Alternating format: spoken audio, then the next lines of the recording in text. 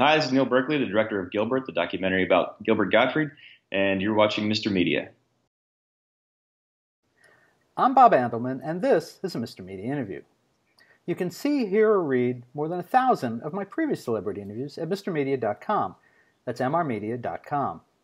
Subscribe to the show on YouTube, Apple Podcast, iTunes, Apple News, Google Play, or Stitcher, and follow me on Twitter or Facebook. If you like the show, please consider giving us a 5-star review on iTunes or Apple Podcasts. On today's show, I'll talk to Neil Berkeley, director of a compelling new documentary about comedian Gilbert Gottfried titled Gilbert. Whatever you think you may know about the enduring, loud, and often brilliant comic, this film will surprise you from start to finish. Stick around. Little Gilbert, happy at last. You know why that isn't the title of Neil Berkeley's revealing behind-the-scenes documentary about the life and career of comedian Gilbert Gottfried? Because who the hell wants to see Gilbert Gottfried happy? And yet, the stand-up comic, who may be the most acquired taste in the business, nonetheless is happy. Or, at the very least, content. Thanks to a late-in-life marriage and fatherhood, Gottfried's human experience took a twist nobody saw coming, least of all him. But meeting his sisters, discovering his mother, and getting to know his wife, Dara, and his 2 adoring children, it appears he was capable of living a full life all along. He just never knew it. Now, for me, discovering this side of Gilbert occurred when I started listening to his podcast, Gilbert Gottfried's Amazing Colossal Podcast, which the comedian hosts with his longtime pal, Frank Santopadre. Hi, Frank. Joining me today is Neil Berkeley, director of the elegantly titled documentary Gilbert. Will you like it? Well, my wife did, and she's never been a Gottfried fan, so I'll bet that you will. Neil Berkeley, welcome to Mr. Media. Thanks for having me. I appreciate you doing this, and I'm glad your wife liked it and enjoyed it. We get that feedback a lot. A lot of people show there's a lot of guys that are Howard Stern fans and Gilbert fans that are making their wives and girlfriends watch it, and they all are saying halfway through they're bawling or laughing or wanting to see Dara again. That's been very, very satisfying. Well, and I was going to compliment you that you must be a very talented filmmaker because you made my wife cry. I mean, and not the kind of crying like, oh my God, stop, make it stop. No, Yeah. No, it was like, wow, I just didn't see that. Now, that may say more for Dara than Gilbert. I don't know, but it's a pretty remarkable film. Thank you. Can you talk a little bit about how this kind of came about? Why you wound up doing this? It came about just because there's two reasons. One, I decided one day that I wanted to do it, and then I just started telling people I was going to do it. Like anyone that would ask me what I'm doing next, I'd say, oh, well, I'm not sure. There's a long list, but one of them is Gilbert Gottfried. And I did that so much for about 2 years that one day when I was walking down 6th Avenue with this woman named Astrid Dorf, and she said, what are you going to do next? I said, I'm going to make a movie about Gilbert Gottfried, as if I had ever recalled his agent or manager, which I hadn't. And she said, it's so weird you said that to me because his wife is my best friend, and they live 2 blocks that way. And I met Dara that night, and I had lunch with Gilbert the next day, and he said, don't do this. It's a bad idea. And about 7 months later, Dara called and said, look, we're not doing anything, so just get your camera and come out to New York and see what happens. And that's what I did. I live in LA, but I moved to New York and lived on my friend's couch. Now, and we just go over to his house every day. What was that part of Gilbert, now that you've had a chance to get to know him and her, that part of him that was like, don't do it? Is it, and now we know he likes to work, we know he likes to get paid. Is it modesty? Is it false modesty? Or did he just not want to be exposed? He's intensely private. And I don't think it's about being exposed. He just doesn't like to mix those worlds. He doesn't like his personal world to mix with his on-camera world. I think because he does turn it on when he's working, that I think he feels like he's a different person. He has to behave a different way or act a different way. Even though when he's around Dara, he acts the same way he acts around everybody or around other comics. It's just a comfort zone. He would just rather have compartmentalize his personal life over here and his professional life over here. So it wasn't really about exposing as much as just not wanting to be that person at home. You know. And actually, though, and you mentioned Howard Stern, and Gilbert and Howard had a many-year connection where Gilbert was a regular on the show. And the point where Gilbert's life, his public life changed was actually on that show, wasn't it? Where they found out that he was going to get married and he was going to have kids, and it was like, wait a minute, what? Yeah, when we found that footage, that kind of became like our not blueprint, but we saw that interview and we said, okay, we could make the movie that answers all those questions that Howard Stern had. And it did become like a roadmap. Like if you watch that, there's a 2-minute scene of him in the beginning of being interviewed on Howard Stern's show, and he asks all these questions in succession. And at the end says, "Are you going to tell us how this happened?" And that's when the movie kicks off. How much? It's interesting when he lost the outlet of Stern. There was kind of a lull, and then suddenly he started doing this podcast a couple years ago with Frank. Yeah. Is that? How important is the success of the podcast to Gilbert's career now, and what fed into being able to do a documentary like this? As far as the documentary, very little. I mean, maybe he did the doc to get exposure for the podcast because they do like doing it, and it's kind of becoming what he does most. But when I met him, he was still clubbing every weekend, and he was still doing a lot of voiceovers. I think it's great that he's if you listen to the first podcast, the first 10, he's very in character. Like the voice is there, he's very loud. But now it's becoming more the real Gilbert, I guess. And it's funny, he's become a very good interviewer on that podcast. Like over time, it's not just dirty stories and lewd jokes. Now he really, it's even in the movie, he's interviewing Dick Van Dyke, and he talks to him about what it's like to have an adult son, which is a very sincere moment. So yeah, they don't really relate to what I did because I kind of started right in the early days of the podcast. It hadn't gotten as popular as it is now. But yeah, it's great that it's happening for him, and I hope the doc helps the podcast, but not too related. No, I would say for anyone who has not listened to Gilbert's podcast, if you want to hear any single episode and get a taste of what it's all about, it's the interview with Dick Van Dyke, where they wind up singing Supercalifragilistic. And then, the question I think that he asked his son is, you have I think he said you have like a 67-year-old son. Yeah. Do you ever stop thinking of him as your kid? Or is there ever a time you think of him as an adult? No. And Dick Van Dyke said no. He said, you're always your little boy. Which it's funny when I'm right next to Gilbert when he asked that question. And so much of our story, as you're doing this, you sort of like put a mental pin in certain things that happen.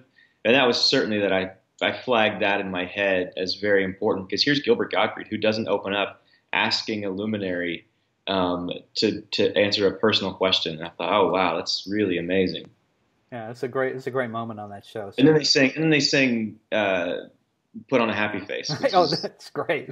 Wonderful. Yeah. A great part of the film is as we learn about his family, Gilbert's family. Obviously Dara and the kids, and we'll come back to them, but his mom and his two sisters, particularly his sister who was a photographer and helped the documentary out considerably by providing this old film and photos of Gilbert.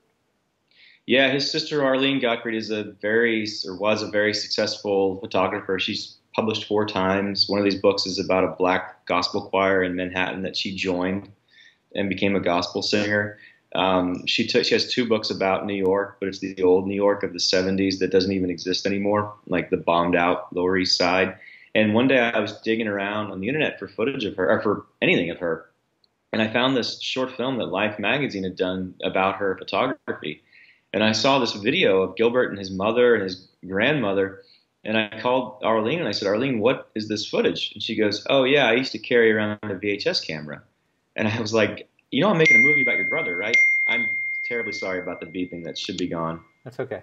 But yeah, I was like, I'm making a movie about your brother. Can you give me that footage? And it was like 40 or not, maybe 20 hours of this great footage of him and his family at home. Yeah, it was really incredible. And the sad side note, of course, before the film was released to the public, and while it was doing rounds, I guess, at some film festivals, Arlene passed this summer, right? Sadly, she passed away this summer. She it's a big part of our story, but there's no hiding it now because there've been so many articles written about her and wonderful things written about her. Yeah, it was pretty heartbreaking. But the nice thing is she did get to see the movie. She did get to sit in the audience and see people enjoy this movie about her brother. And there's great sweetness between Gilbert and his sisters, and we learn about his mom. What do we learn about Gilbert's father from the film? Gilbert's father owned a store, a hardware store, and was always wanted Gilbert to become an electrician, wanted him to get a job. So the idea of becoming a stand-up comic was very, very abstract and not welcome. So they had a very contentious, difficult relationship. But it's interesting, as hard as their relationship was, Gilbert has a regret that a lot of comics have, is they wish he had seen his success. He wishes his father had seen him on TV and in movies, and regrets that he wasn't able to. So we learn Gilbert opens up about all that and talks to that regret. And we hear other comics talking about that they feel the same way, because a lot of comedians I spoke to say that somewhere deep down, a lot of them are performing for their mothers and fathers and trying to impress people that are gone. I have a great line that I wrote down from the film. I just had to find the note. Bob Saget says, "I'm looking forward to his kids, that would mean Gilbert's kids, growing up and seeing what their father is really like." Yeah, that should be fun, right? Yeah, I think they'll slowly learn along the way, but there's going to be those moments where who knows, they seem like pretty well adjusted, cool kids, so I think it'll go all right. But yeah, there is going to probably will be some eye rolling occasionally. His kids are great. They come across great. And I guess that a lot of the relationship between the kids and Gilbert is that he's more one of them than he is like Dara. I mean, he is. I mean, Dara will admit that she has 3 kids. You know, I think, and Gilbert will admit that his kids are probably going to outgrow him emotionally and mentally soon. He's talked about that a lot, but it's fun. I think his son is more like the stage performance Gilbert, and I think his daughter is more like the off-camera Gilbert, and more like, but then flip those. The son is more like Dara, and the daughter's more like Gilbert. Yeah, the kids come across great in the film. They're adorable. Yeah. What are the rules of engagement, would you say, for doing a documentary about a living comedian? And was there anything that was intentionally off limits by prior agreement? No, nothing off limits. There were things Gilbert wouldn't talk about. Like, I think like halfway through, I think he talked to his sister Arlene, and she gave him permission to talk to me about a lot of things, like her own illness, the mother and father. So there was a moment where he talked to her about this process and what I'm trying to do, and I think she did get him to open up a lot, and I think he needed that permission. But nothing off limits. It was just a matter of getting him to actually talk about things. As far as process, it's really just persistence. You just go over and put your camera in front of them every day. And then something happens when you do that. They kind of forget that the camera's there. Like you kind of have to talk to them as much off camera as you do on camera. So those conversations start to blend. And at some point there's this black object, with a lens on it between you. And sometimes there's not. So it does become a conversation. Now Neil, you spent a lot of up close and personal time with Gilbert in an unusual place. You actually traveled with him to gigs, and Gilbert doesn't do a lot of planes, it seems. Can you talk a little about that? Very unusual. Yeah, the life of a touring comic, that was an eye opener. I mean, I knew it was not glamorous, but I didn't know it was lonely and weird. And they're like spacemen shot into space, and they do for 3 days with 45 minutes at a time of work in between. The hours are weird. They're up at 4 o'clock in the morning doing press, and they're up till 11 o'clock at night doing their job. And in the meantime, they just kind of are alone. Mm-hmm. It's a very strange process. And Gilbert doesn't do it like most comics at his age. Gilbert, you're right, he stays in the cheapest hotel. He takes the megabus when he can. It was a big eye opener of we try to show that and capture that. So the life of a touring comic is not what you'd expect. Now, do you think a lot of them take planes, however? They don't. Most of the comics we talk to say they take the path of least resistance. Like they said, getting to the gig and getting home they want to be comfortable because the gigs are rough enough. But no, they said it's crazy. I mean, Bill Burr in the movie says, how does he ride the bus? Like, he couldn't believe it. And how did you ride the bus with him? That's the part that got me. I mean, he's used to it, but here you are getting on the bus and riding alongside of him.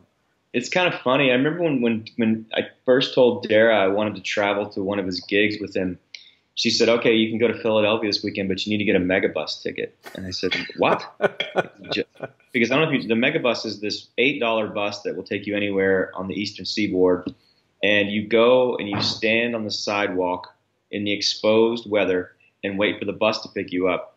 And I remember when she said to do that, she said, but don't tell Gilbert because I pay an extra $3 so he can sit up on the top by the window. Yeah, that part really surprised me because my son, who's a college student, takes the Megabus periodically from home to school and back, and I thought, wait a minute, this is how Gilbert's getting around? Okay. Yeah. Another thing about the travel, I guess, it kind of connects to that, Gilbert's reputation as a tightwad, and that saving all of his soaps and he'd get an extra deodorant if he can from the front desk. Those are the kind of things that are of legend. But yeah, when you actually see it happening, you see him putting them in his suitcase. You see Dara where she stores all that stuff. That had to be a bit of a surprise too.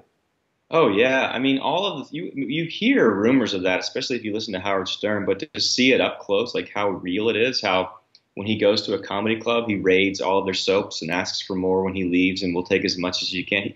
He loves getting something for free, no matter what it is. It could be a stapler, and he'll take it. He loves just anything for free. But then everyone says, wow, you can sell that on eBay. Nothing gets sold. It all gets stowed away and put under the bed for later use. Or maybe some of it never gets used. Like he has soaps from Pan Am. Yeah, I saw that. Was just crazy. Was he embarrassed, A, to see that portrayed in the film, and B, was he upset with Dara for showing where she stores all of his stuff? No, the only thing that might upset him is a lot of people ask him why he doesn't donate those to charity, which he would never do. But no, he thinks it's hilarious. He finds it very, very funny. Also, he's happy that now that it's out there, everywhere he goes, people bring him stuff now. It's crazy. Folks, give that stuff to charity. If Gilbert won't, you give it to charity. Don't give it to Gilbert. In his name. In his name, exactly. Soaps and shampoos donated in honor of Gilbert Gottfried. That would be good.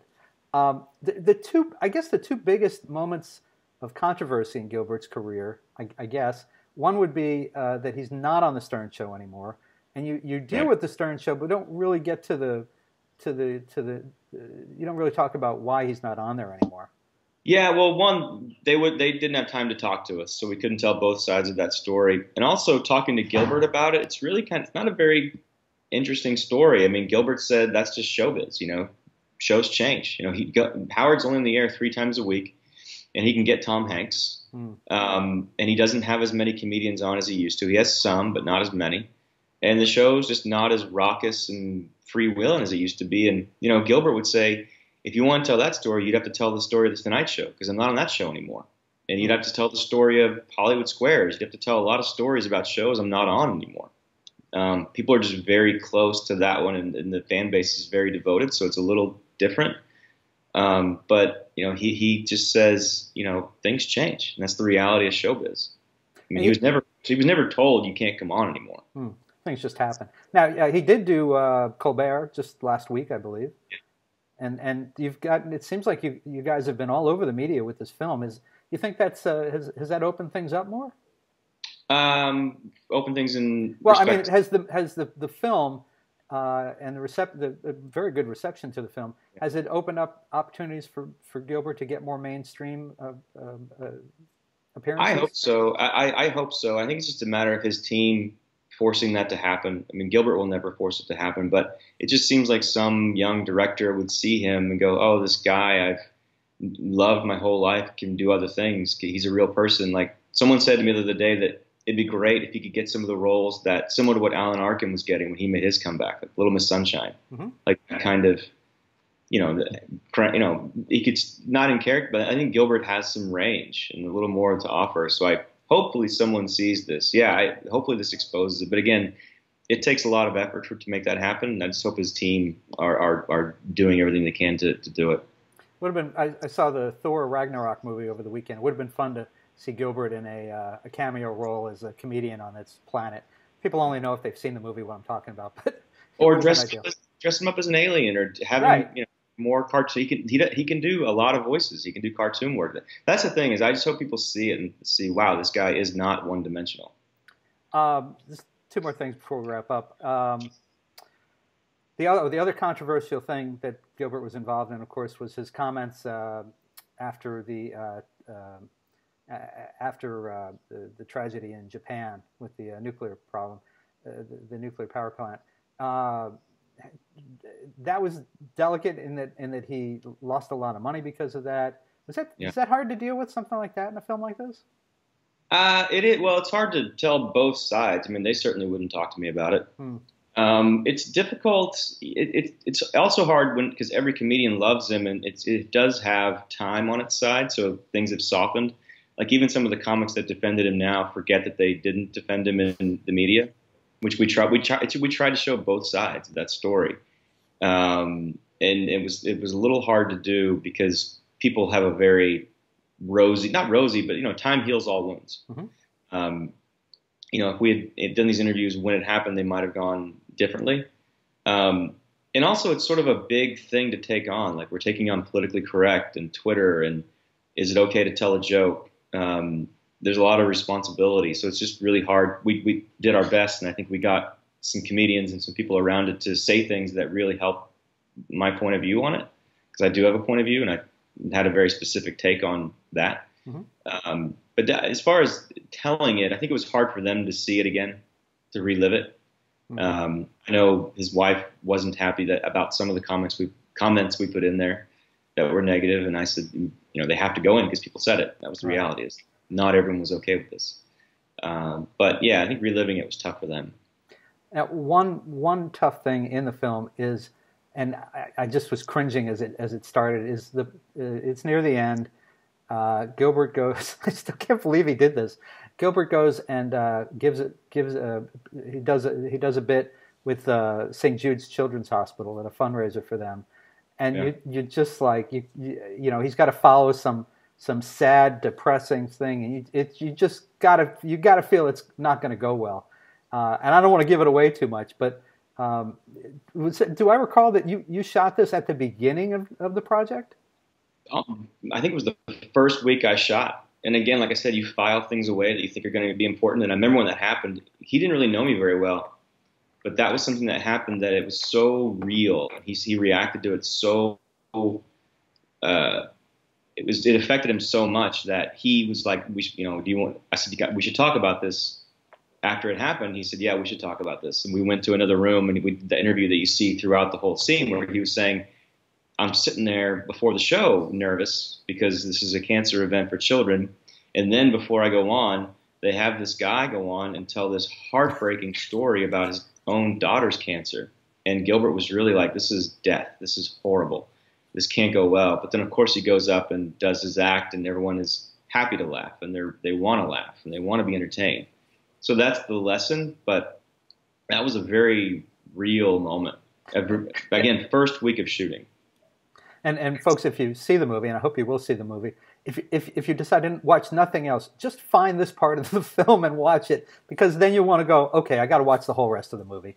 I got because it's just crazy. But I mean, of course, the thing is, who at St. Jude's Children's Hospital is thinking, who'd be great? Who'd be great for our event? We got to have Gilbert Gottfried, the guy who made those comments, after the Japanese. What are they thinking? They may know more than anyone that laughter is a good thing. Because they have Judy Gold, they have Bill Burr, everyone does these events. Yeah. Maybe they know better than all of us that people want to be entertained, they want the weight of what they're going through to make some jokes around it or about it. It does sort of lessen some of the blow, I think. And it's horrible to use the expression, but he actually killed in that moment. It's just amazing. Okay, so tell people, the movie's out now. Tell people where they can see it and how they can find it. The movie right now is in theaters in New York at IFC Center on 6th Avenue. On November 10th, it'll be in Los Angeles, the Laemmle Fine Art in Beverly Hills, and the Laemmle Monica in Santa Monica. It'll be there for a week. Gilbert and I are going to be, with Dara, are going to be in LA this weekend doing Q&As after all the screenings. Howie Mandel is going to join us for a few of those. And then eventually next week it'll be on iTunes and everywhere else in the world. So probably by the time people see this, they'll be able to download it in the usual places and see it. That's awesome. And last question really is, what's next for you? What do you got? I've got some stuff in the works. There's a lot. There's a dozen things. It's hard to pick one out to talk about, but there's definitely a lot to talk about next time we do this. All right. Well, Neil, tell us, there's a website for the film? Yes, gilbertmovie.com. Everything's on there. Okay, so you can find it that way. And Neil, really enjoyed talking with you. Terrific movie. I mean, just a really fun, shocking movie in a good way. And thank you so much for joining us on Mr. Media today. Thanks so much. I appreciate it.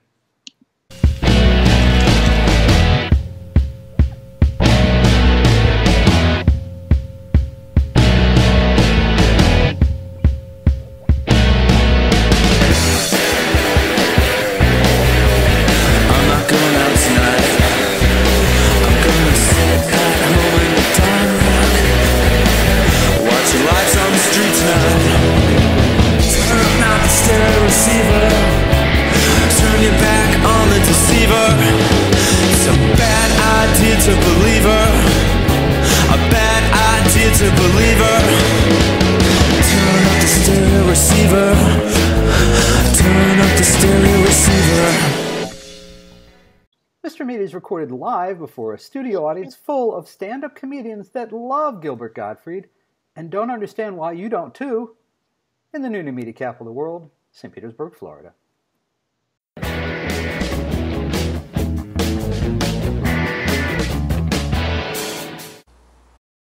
Hi, this is Rich Scheidner. If you've ever wondered what it was like to be a stand-up comedian in the 1980s, I'm going to do you a big favor. Instead of billions of dollars for a time machine, you can just spend $24.95 and buy my new book, Kicking Through the Ashes, My Life as a Stand-Up in the 1980s Comedy Boom. It will save you money and give you thrills. It will take you there. Go to my website, richscheidner.com, go to amazon.com, and buy this book.